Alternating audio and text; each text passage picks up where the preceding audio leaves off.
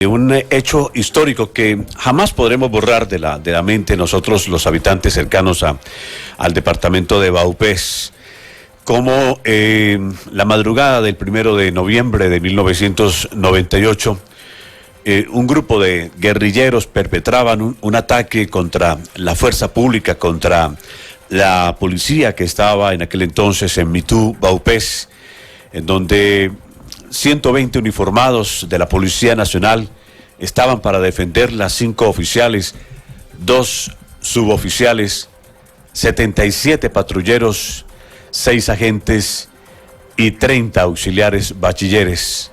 Esta guarnición que estaba al mando justamente del hoy general Luis Erlindo Mendieta, para aquel entonces era coronel.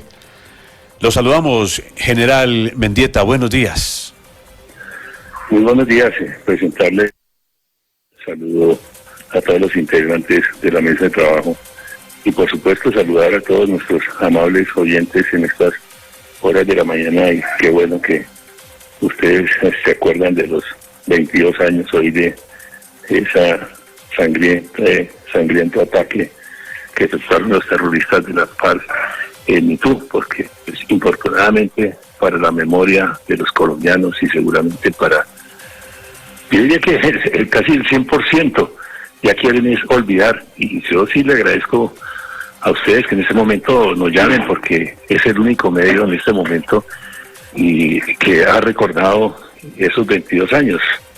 Afortunadamente, pues vemos que ni las autoridades, ni el gobierno, ni los demás periodistas se acordaron de esos 22 años de magnitud, así es que le agradezco mucho esta llamada. Y aparte de eso, general Mendieta, es que también se están cumpliendo 22 años y el pasado 3 de agosto de la toma contra Miraflores, Guaviare. O sea, fue un año pasado de sangre, fue un año muy difícil en 1998, donde el 3 de agosto fue víctima el departamento del Guaviare, y luego, pasados unos pocos días, viene a vivir una situación bastante trágica ustedes en Mitú, Vaupés. Sí, por supuesto, también se conmemoraron esos 22 años de la toma de Miraflores, donde también en esas jaulas de concentración tuve oportunidad de compartir y estar allí en esas condiciones crueles e infrahumanas con varios de los oficiales, suboficiales que también hicieron la defensa de Miraflores y que afortunadamente pues también fueron secuestrados, y vemos que también pasaron los 22 años y casi ya que está en el olvido. Entonces, les agradezco a ustedes porque para eso se trata hoy en día, todas estas situaciones que ya se han creado, instituciones, y en el caso específico, por ejemplo, memoria histórica. Y vemos que no se quiere quedar como en la memoria de todos los documentos y estarle recordando a los colombianos que sea objeto especialmente de instrucción y de permanente, diríamos, difusión de los hechos que ocurrieron por estos crueles terroristas, pero pareciera que quisiera caer en el olvido. Sí vimos que en días pasados se conmemoró e hicieron un evento con el acto terrorista también efectuado en Machuca.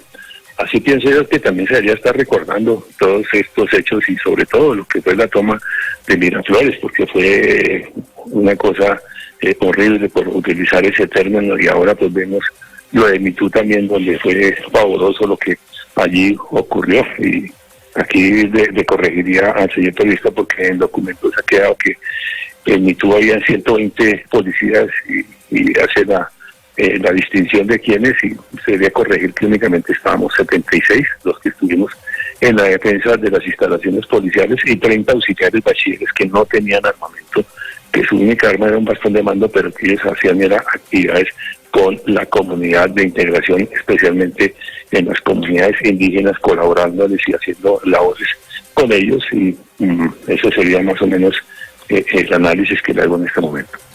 General Mendieta, hablemos de estos 120 uniformados de la policía. 76, dice. Sí, 76. ¿Qué sabe de ellos? ¿Dónde están? ¿Qué ha pasado con ellos después de 22 años de esa sangrienta toma? Sí, en primer lugar, 17 murieron asesinados quedaron incinerados, descuartizados, destruidos totalmente ahí en YouTube. Tanto que las familias de Villavicencio reclaman todavía 6 cadáveres, porque infortunadamente, a pesar de que existía toda una institucionalidad, no se ha investigado al respecto ni tampoco se ha logrado la plena identificación de 6 de ellos, que creo, en mi opinión, por los datos que recibimos posteriormente, seguramente quedaron allí destruidos y los enterraron, parece que en una fosa común. Es decir, que de varios cadáveres hicieron solamente uno que fue enterrado. Pero las familias allí siguen insistiendo en reclamar esos 6 cuerpos de sus seres queridos para pues tener paz en sus almas y sobre todo en sus corazones, y saber dónde está, así sea un pedazo de su ser querido, para llevarle una flor también en estos días donde se conmemoró el Día de los Muertos. Sí. Posteriormente, pues el capitán Guevara, que murió en esas condiciones tan difíciles ahí porque no le fue suministrada la alimentación adecuada ni los medicamentos en esas jaulas de concentración, y allí los terroristas de la FARC lo dejaron morir. Ahora, Luis Hernando Peña Bonilla, intendente de la policía, también que presentó problemas psiquiátricos, y alias Sombra lo sacó de unas jaulas, y según tenemos información, que ha fusilado, y vemos que la unidad de búsqueda de desaparecidos y toda esta institucionalidad creada, la JEP, Comisión de la Verdad, no han hecho nada al respecto, sino que ahí continúa desaparecida y su familia sigue reclamándolo. Entonces, vemos la negligencia de toda esta institucionalidad que fue creada para tal efecto. Ahora también tenemos que 2 de ellos que estuvieron en esas jaulas, que fueron liberados en el tiempo del presidente Pastrana en ese intercambio humanitario. Uno de ellos murió en un accidente de tránsito en Villavicencio, y otro que estaba trabajando en Cali, allí fue asesinado que tengo entendido, por una banda de jaladores buscadores de vehículos. Los demás, pues todos, diría yo, retirados de la Policía Nacional. Algunos a los pocos días, meses, fueron retirados. Algunos presentaron acciones contenciosas administrativas para lograr al menos una mínima pensión. También los demás pues en actividades prácticamente particulares y ya retirados de la institución. ¿Usted Sí. a qué se está dedicando? ¿A qué se dedica hoy? ¿A qué se dedica hoy, General Mendieta? Yo diría que por efectos de las secuelas físicas y psíquicas que quedan después de toda esta situación de secuestro, de haber estado como rehén, pues también en el imaginario seguramente de las diferentes autoridades piensan que quedamos con graves problemas, por decir así. Entonces, después de mi liberación, pues tendré conocimiento de que no me emplearon en ningún cargo, al menos dentro de Colombia, lo que fue la jerarquía institucional, sino que fui enviado a Madrid a estar 2 años, en lo que fue menos de 2 años, en lo que fue una agregaduría de policía allí, y esos 2 años, pues, al regresar no me quisieron ocupar en ninguna actividad, sino que la exigencia del entonces ministro de Defensa, y según me lo dijo por exigencia también del presidente de la República, el doctor Santos, era que tenía que retirarme. Entonces, por lo tanto, pasé el retiro y pues quedé, claro, con una asignación de retiro, una pensión, como se le llama. Pero ya fue imposible buscar algún trabajo, y ya viene las invitaciones de diferentes conferencias sin costos, porque todo el mundo quiere hoy en día que se participe, pero sin ninguna erogación para pagar lo que son de pronto algunos honorarios. Pero sin embargo participé en muchas actividades en universidades, en colegios, aquí en Colombia también. Cuando estuve en Madrid me invitaron a varias ponencias, seminarios en el exterior. Ya lo hice de la mejor manera. Pero aquí ya se cerraron todos esos espacios, y diríamos que ya no se tiene en cuenta nuestra participación, y por eso me retiré al campo y estoy dedicado a la agricultura, a los pimentones, a los frijoles, a las arvejas, al cilantro. Vea, A la pues. actividad agropecuaria. General, pero no queremos dejar de paso, antes de pasar al otro lado de la historia, es que después de esas 12 horas de ese feroz combate, general, es verdad que la mayor parte de las instituciones donde gozaba de algunos servicios la población civil también fueron destruidas. Por eso es que los integrantes de la FARC, los terroristas, arrasaron con Mitú la destrucción de las instalaciones policiales, que a las 2-3 horas ya estaban totalmente destruidas y quemadas, porque con su accionar terrorista, pues allí lanzaban cilindros con sustancias que inmediatamente se prendían llamas las instalaciones. Por eso allí todo eso fue quemado. Pero lo que fue Fiscalía, Registraduría, la Casa de Monseñor, el Banco Agrario, las instalaciones del colegio donde funcionaba ahí en una esquina, pues todo eso fue destruido. Y con preocupación, a pesar de que recién liberado, pues sí, me invitaron varias veces a Mitú, que estuvimos en 4 eventos, especialmente por medios de comunicación que sufragaron los costos. Pues vimos que allí infortunadamente falló el gobierno, porque no ha reparado adecuadamente primero a la población de Mitú por los daños que le fueron ocasionados y las pérdidas que tuvieron, porque veamos que también 14 civiles fueron sacados de sus residencias y fusilados en la vía pública por estos terroristas de la FARC, cometiendo esos crímenes contra la humanidad, crímenes que son imprescriptibles, que son imperdonables. Entonces ahí ha fallado todo totalmente.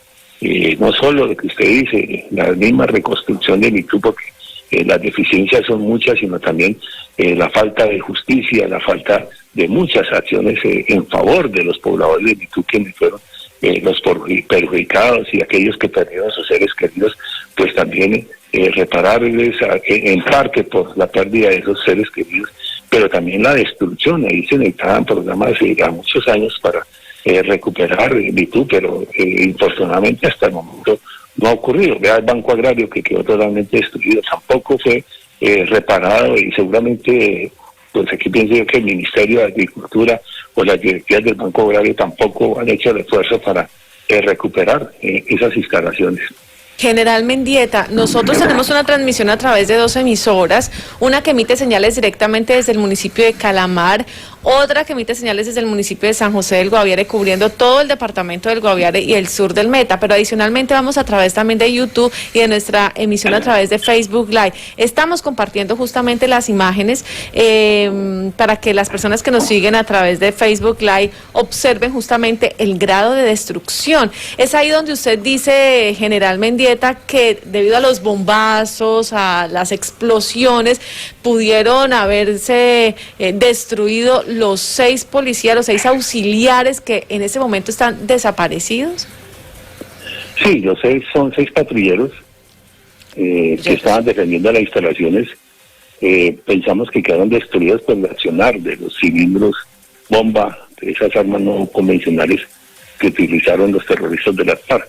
Entonces seguramente allí en los levantamientos se encontraron solamente algunas partes de esos cuerpos y fueron enterrados en una fosa común. General Mendieta, sin embargo, la historia se parte en 2.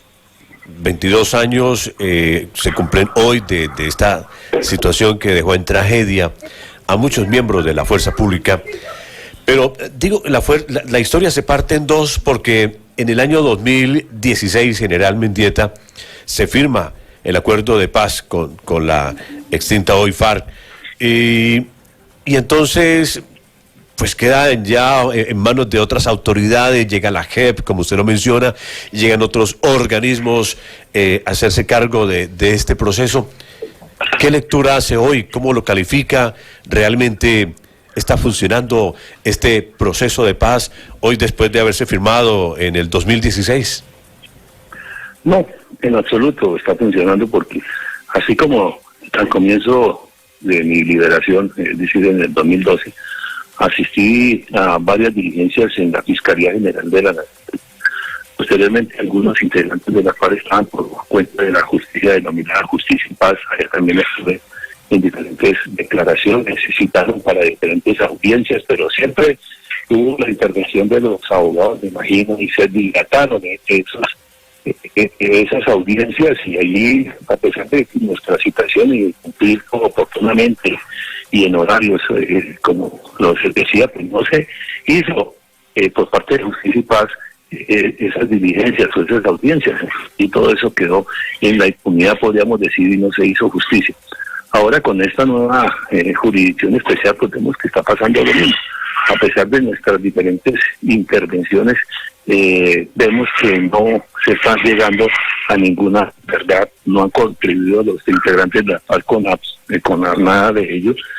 Tampoco va a haber justicia porque vemos que únicamente se tratará solamente de aplicar algunos puntos, especialmente desde carácter político, para que ellos pues puedan acceder a diferentes instituciones, como ya lo han hecho. En el caso particular, las 10 curules en el Congreso de la República y la misma participación incluso en el Ejecutivo con los integrantes de la PAR en la Unidad Nacional de Protección, donde ya casi más del 60% de los funcionarios que emplea esa unidad. Aparte de eso, pues vemos que no hay reparación. Las mismas PAR fueron ofensivas con todas las víctimas. En el primer caso, tenemos el ejemplo de alias Santrich, cuando el famoso quizás, pues posteriormente cuando se les preguntó por parte de los medios periodistas de cómo iban a reparar, y salieron con escobas y traperos, y con las últimas declaraciones de muchos funcionarios del gobierno, donde se dice que no han contribuido con nada, ni han entregado ningún bien, ningún elemento para proceder hacia el futuro, reparar víctimas. Entonces vemos que eso no ha ocurrido. Y por último, el último punto, las garantías de no repetición, pues vemos que todo fue, en mi concepto, un plan perfectamente ordenado y adecuado por integrantes de la PARC, donde dieron no solo un paso, porque mientras estábamos en las desiertas, vamos poco a poco, paso a paso. Sí, en su tiempo dieron determinados pasos, pero ahora con el proceso de paz, pues dieron muchos pasos, porque quedaron primero con un poder político en el Congreso de la República, también con toda una institucionalidad que está a favor de ellos. En este caso vemos vemos Comisión de la Verdad, vemos Unidad de Búsqueda de Desaparecidos, vemos la Unidad Nacional de Protección, también un magistrado en el Consejo Nacional Electoral, partido político con personalidad jurídica, centro de pensamiento de la PAR, y todo con presupuesto generoso pagado por todos los colombianos, y donde ellos tienen derecho a toda esa financiación, salarios, prestaciones, primas, todo lo que usted se le pueda imaginar. Entonces quedaron con ese poder político, y otro grupo pues siguió en sus actividades de narcotráfico y actividades terroristas, con brazo armado, donde tienen mucha plata y fácilmente pues pueden adquirir muchas armas que están en ese mercado ilegal que es el segundo negocio a nivel mundial, y donde fácilmente, así como sale un avión con droga, pues puede ingresar con armas. Y tomamos el ejemplo, en el año 1999, en julio, más o menos, junio-julio, pues, mientras estábamos ahí en nuestras jaulas, vimos cómo las PARC cambiaron totalmente su armamento y les llegó fusil AK-47 y pistola 9 milímetros brasilera, es decir, que renovaron todo su parque, especialmente de armamento y por nuevo. Y también en su momento el periodista Germán Castro Caicedo escribió una crónica en una de las revistas donde manifestaba cómo llegó ese armamento. Y vemos que un avión Antonov, un ruso de gran envergadura, sobrevoló la zona de distensión, y allí fueron arrojados en paracaídas toda esa cantidad de fusiles, municiones y pistolas. No hubo ningún control, y hasta el momento tampoco sabemos la verdad, nadie se quiere pronunciar al respecto de cómo ingresó ese avión al espacio aéreo colombiano, a la zona de distensión, e hizo toda esa actividad. También quienes compraron las armas, vemos que estuvo involucrado Montesinos, el jefe de inteligencia del presidente de Fujimori del Perú, y tampoco hemos solicitado toda esa parte de diligencias, pero hasta el momento parece que ninguno quiere esclarecer esos puntos, y tampoco nadie quiere contribuir con la verdad y menos investigar todos esos puntos que en mi concepto son supremamente importantes para tener hacia el futuro una verdad histórica. Pero también veamos que la participación de la misma ETA en entrenamiento con la PARC, la participación de 3 irlandeses de Chile que vinieron también allá de ese país, de Irlanda, a preparar los integrantes de la PARC mientras fue a la zona de distensión, y que fueron capturados por el ejército cuando están de allí. Y en ese momento los sindicaron de tener pruebas y rastros especialmente explosivos, pero a los pocos días fueron liberados, y pues inmediatamente seguramente se fugaron a su país de origen, Posteriormente sí tengo entendido que la justicia colombiana los condenó a 17 años, pero ¿cuándo van a venir acá a pagar eso? ¿Cuándo van a pagar los daños causados a las víctimas por la acción de todos esos explosivos a los integrantes de la FARC que ellos prepararon? Entonces hay una cantidad de temas que quedaría, como dicen, interminables de relatar, pero que están ahí pendientes y que hasta el momento, en mi concepto, pues redondeando la pregunta, la JEP tampoco ha funcionado, como tampoco funcionó Justicia, como tampoco funcionó la Fiscalía para aplicar justicia en todos esos actos crueles y terroristas, esos crímenes de guerra, esos crímenes de lesa humanidad que cometieron las FARC a lo largo y ancho del país, porque estamos tomando solamente los dos ejemplos de lo que fue Miraflores y MeToo. Mire, estamos en comunicación con el general Luis Erlindo Mendieta, de la Policía Nacional, porque hace 22 años, el pasado 1 de noviembre, se cumplió de esa triste historia donde MeToo fue afectada seriamente por un grupo irregular. Y un oyente, general Mendieta, nos envía una pregunta. MeToo ha sido la única capital del país que ha padecido los ataques terroristas de un grupo armado, en este caso las FARC, hoy convertidas en partido político. Las versiones de los policías han sido recogidas por las organizaciones de derechos humanos o el Centro Nacional de Memoria Histórica, general Mendieta. No, hasta el momento, no, únicamente algunas declaraciones que algunas personas igualmente habrán dado, pero no hay un trabajo, diría yo, en mi concepto, serio, responsable, de hacer una cantidad de documentos. Y sobre todo, hay un tema que es bien importante, y es financiar recursos del Estado, recursos de la ONG, para que cada una de las víctimas, bien sea directas de los soldados, policías, civiles que fueron afectados, hagan su relato, dejen ese documento histórico, sino también para que cada uno de ellos, especialmente también sus familiares, pues hagan el relato de la desaparición y seguramente de la muerte de sus seres queridos, y todo eso sea documentado. Pero para eso se necesitan recursos y contratar, y ya viene el caso de expertos, ya sea en español o seguramente en filosofía, en diferentes áreas del conocimiento, para que se elaboren esos documentos. Pero no ha sido posible, por eso los recursos los tienen son unos pocos, donde ellos elaboran esos documentos al capricho y según la idea de ellos, cuando el verdadero relato que debe quedar es el de las víctimas directas, pero para que eso ocurra se tienen que asignar los presupuestos para que esas personas lo puedan hacer. Por eso yo insisto que hacia el futuro seguramente será necesario crear otra comisión de la verdad, donde ahí sí las víctimas, por ejemplo, de MeToo, participen en esa comisión de la verdad y sean quienes hagan su relato para que quede en la memoria. Y si tomamos el ejemplo también de Miraflores, que sea otra comisión de la verdad de Miraflores para que haga todo ese relato por parte de toda esa cantidad de víctimas que allí sufrieron los estragos de los integrantes de la FARC. Entonces es un tema que ahí está pendiente y que esperaremos hacia el futuro qué pasa. General Mendieta, ¿usted hoy se siente tranquilo? ¿Usted duerme tranquilo o todavía lo alcanza diariamente ese recuerdo de todo lo padecido durante esos años de secuestro? Por eso son delitos imperdonables y antes mencionaba delitos imprescriptibles en el ordenamiento jurídico internacional, porque son delitos que no se deben cometer. En el caso específico de la toma de rehenes, porque quedan unas secuelas físicas y psíquicas de por vida. Aquí en el caso personal, pues yo sigo soñándome en cautiverio, sigo soñándome con la cadena en el cuello, sigo teniendo las pesadillas, mi señora es la que me despierta, eso a nivel psicológico de estar uno durmiendo. Ahora, en el día a día, uno siempre estará recordando ¿qué tengo en este momento? Me estoy tomando un tinto, me estoy tomando un chocolate, y inmediatamente en el comparativo de cuando se estaba ya en esas aulas y las condiciones en que estábamos y cómo se nos somatizaban los alimentos. Entonces, eso es imborrable, por eso las secuelas son permanentes y, ¿qué diría yo? Pues ahí estarán de por vida y por eso siempre se necesitará que todas las víctimas tengan una atención especial por parte del Estado y los organismos internacionales para superar o al menos llevar ese día a día, pero vemos que pues todas esas víctimas quedan abandonadas a su suerte.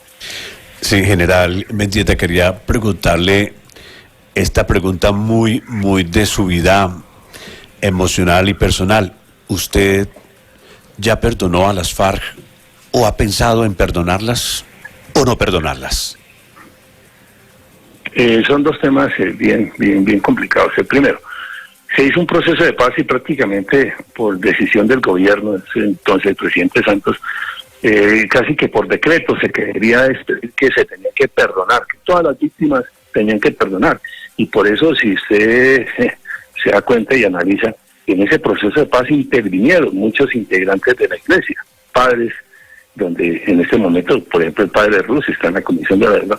Entonces se ha tratado de manipular que todo ese perdón se tenga que dar utilizando, ¿cierto?, integrantes de la iglesia para que de pronto se dé un perdón. Pero aquí lo que tenemos que hablar es que es posible que se dé un perdón espiritual ya desde la paz de cada uno de sus conciencias y con las creencias. En el caso yo particular soy católico y creo en mi religión, creo en Dios, en la Virgen, que siempre me ayudaron, me protegieron, y hoy en día estoy acá. Entonces, si lo tomamos desde esa parte espiritual, vemos que la primera palabra, o la segunda palabra, no recuerdo en este momento, de Jesús en la cruz, dijo: Padre, perdónalos porque no saben lo que hacen. Es decir, que ni Jesús estando en la cruz los perdonó. Entonces, es difícil decirle a toda esa cantidad de que los perdone. Es posible que por una parte el perdón espiritual, pero veamos la otra, el perdón jurídico por todo lo que ellos cometieron, cuando se tiene que hacer.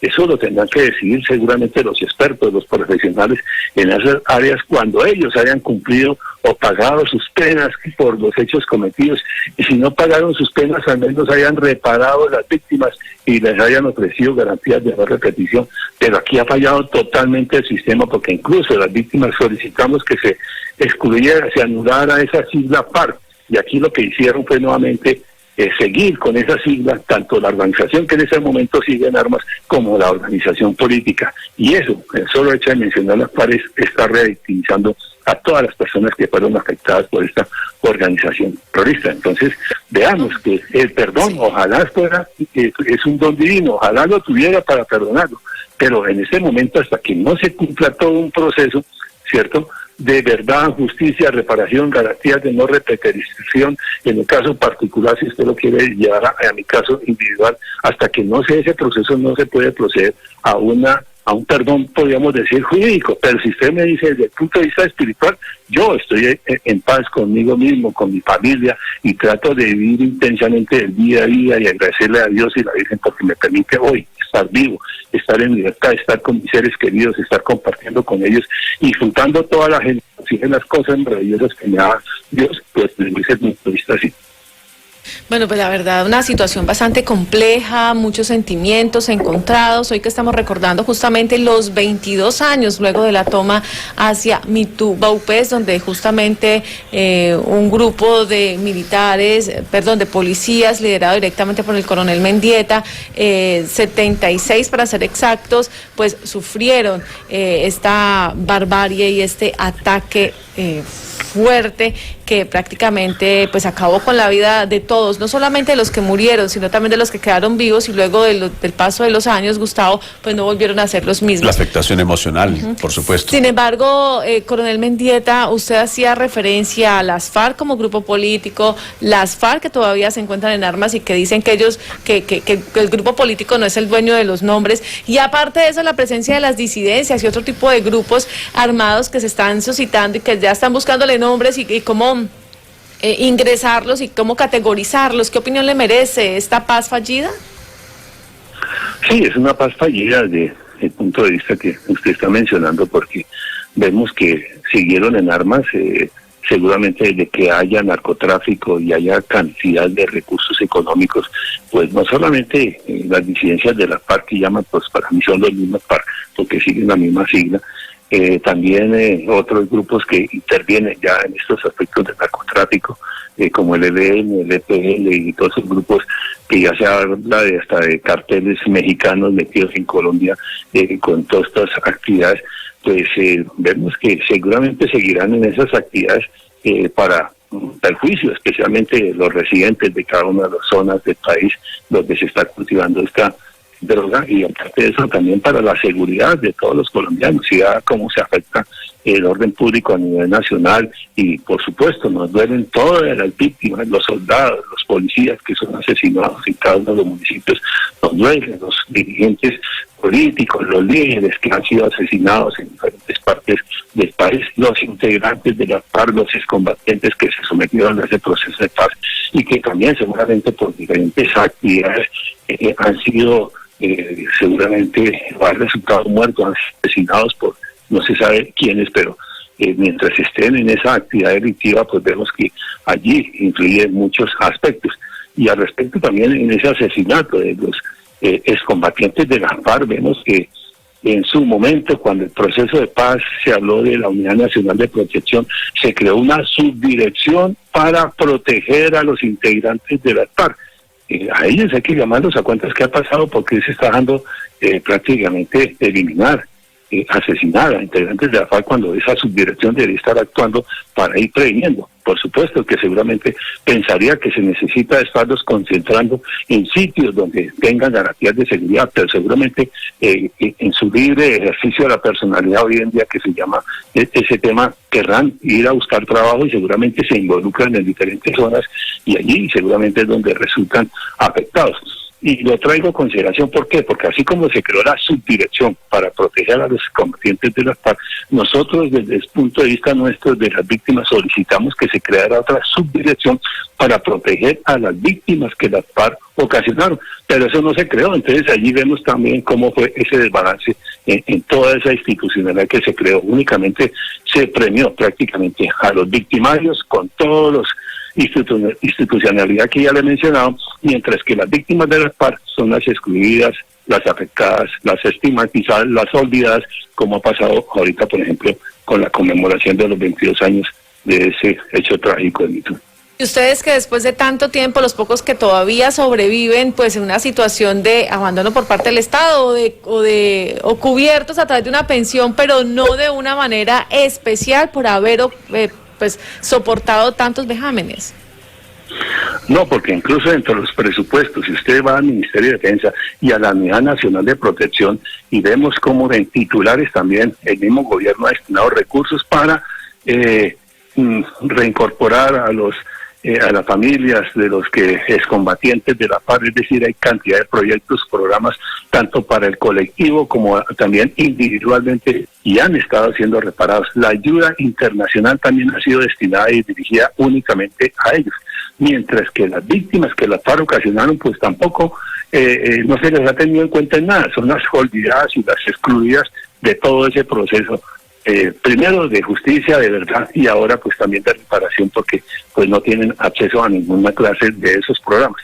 Nosotros desde la Federación de Víctimas insistimos ante muchas entidades del Estado y ante organizaciones internacionales, la misma Comunidad Europea, pero siempre nos decían, no, estos recursos son únicamente para los integrantes de las FARC. Es decir, que allí ellos sí están manejando una cantidad de recursos, yo diría que el gobierno nacional les ha cumplido, la comunidad internacional les ha cumplido a las FARC, mientras, es decir, a los victimarios, mientras que las víctimas pues fueron las autoridades. Sí, pues. Las víctimas solamente aportaron sufrimiento y dolor. Eso es lo que han aportado para Colombia en este momento.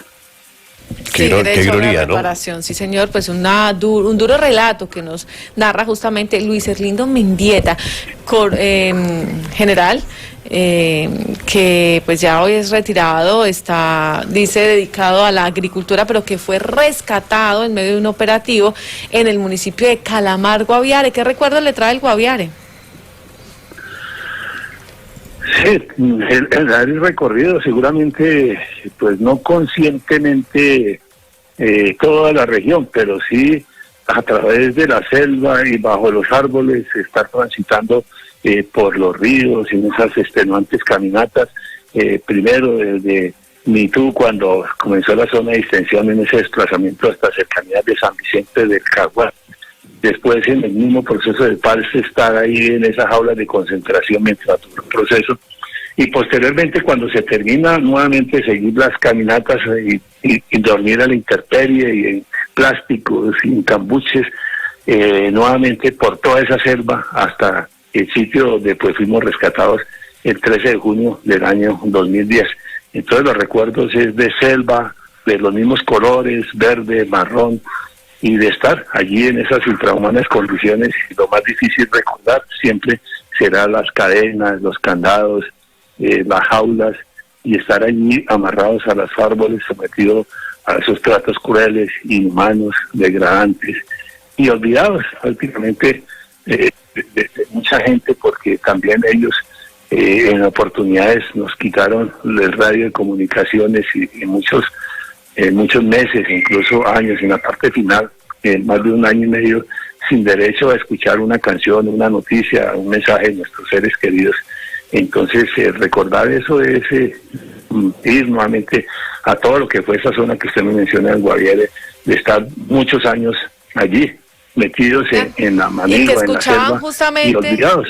Sí, que escuchaban justamente la voz del la voz del secuestro, sí, de Ervin Hoyos, las voces del secuestro, y que después también el programa se acabó.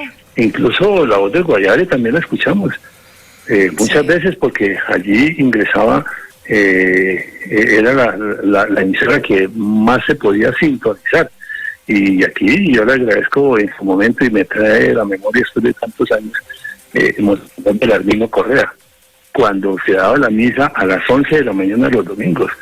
Yo creo que descansamos a escuchar la misa como 1 año y medio, tal vez, porque después ya no pudimos sincronizar. Pero los recuerdos, por ejemplo, en este momento de gratitud hacia la iglesia, cuando se daba la misa a las 11 de la mañana, escuchábamos y era un alivio espiritual que allí sentíamos en esas condiciones. Monseñor, que también ya falleció, y la emisora Voz del Guaviare, que también ya se acabó. Cómo pasa el tiempo y cómo van cambiando todas las condiciones, pero mientras tanto va quedando en el recuerdo general Mendieta justamente su secuestro, lo que ocurrió, y esperamos pues que surjan notas positivas luego de esta entrevista para usted, para su familia, y que al menos esto sirva también como de catarsis para poder ir soltando tantos momentos amargos que le trajo el departamento. Y agradecer, general, este momento que nos ha expresado, este momento que nos permitió compartir esta triste historia, este capítulo que jamás podrá borrarse de la mente de los colombianos, esta tragedia donde son vidas humanas las que resultaron implicadas, y que hoy nos ha podido contar parte de ese capítulo el general Luis Erlindo Mendieta. Y corrijo, no fueron malos momentos que le trajo el departamento, sino que vivió en este departamento, que es diferente. General, muchas gracias. A ustedes muchísimas gracias, y muy amable por sus generosas palabras. Y sí, a pesar de las situaciones difíciles, llevamos al Guaviare en el corazón. Hemos transitado muchas veces ya después en libertad por esos territorios. Un saludo muy especial para todos, muchas bendiciones, y por supuesto nuestro ánimo y nuestra esperanza que podamos vivir en un país mejor, ojalá en paz, y que ahora por efectos de la pandemia pues les deseo a todos los habitantes del Guaviare que se cuiden en su integridad, se cuiden de esta pandemia, cuiden su familia, y que sobre todo, como lo estoy haciendo, disfruten el día a día con todas las cosas maravillosas que ofrece el Creador. Muy amable y muchas bendiciones.